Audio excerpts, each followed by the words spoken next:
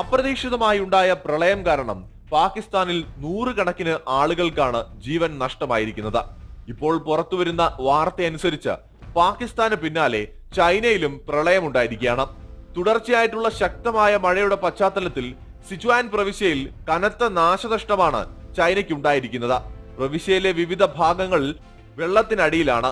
രക്ഷാപ്രവർത്തനങ്ങൾ പുരോഗമിക്കുകയുമാണ്. ചെങ്ദു, ഗൗൻഗുവാൻ, ഗ്രേസ് എന്നീ പ്രദേശങ്ങളിലാണ് മഴ കനത്ത് നാശം വിതയ്ക്കുന്നത്. കഴിഞ്ഞ ദിവസം മാത്രം ഇവിടങ്ങളിൽ നിന്ന് 50,000-നടുത്ത ആളുകളെയാണ് മാറ്റി പാർപ്പിച്ചത്. നിരവധി വീടുകൾ പൂർണ്ണമായും ഭാഗികമായും തകർന്നു. പ്രധാന റോഡുകൾ ഉൾപ്പെടെ വെള്ളത്തിനടിയിലായി. നിരവധി വീടുകളിലും മറ്റ് സ്ഥാപനങ്ങളിലുമെല്ലാം വെള്ളം കയറിയിട്ടുണ്ട്. ഒപ്പം മറ്റു പ്രദേശങ്ങളിലേക്ക്, നഗരങ്ങളിലേക്ക് മഴ വ്യാപിക്കുന്നുണ്ട്. വെള്ളപ്പൊക്കവും വർദ്ധിക്കുന്നുണ്ട്. കഴിഞ്ഞ ഒരാഴ്ചയായി സിച്ചുവാൻ പ്രവിശ്യയിൽ മഴ തുടരുകയാണ്.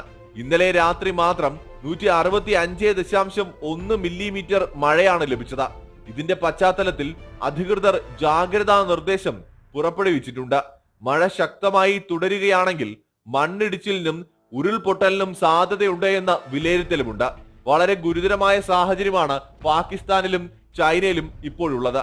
വേനൽക്കാലത്ത് പ്രവിശ്യയിൽ ചൂട് അസാധാരണമായ വിധം ഉയർന്നിരുന്നു. ഇത് മണ്ണിന്റെ ഘടനയിൽ മാറ്റമുണ്ടാക്കിയിട്ടുണ്ട് എന്നാണ് വിദഗ്ധർ ചൂണ്ടിക്കാട്ടുന്നത്. ചൂടുയർന്നത് മണ്ണ് കൂടുതൽ അയഞ്ഞു പോകാൻ കാരണമായി.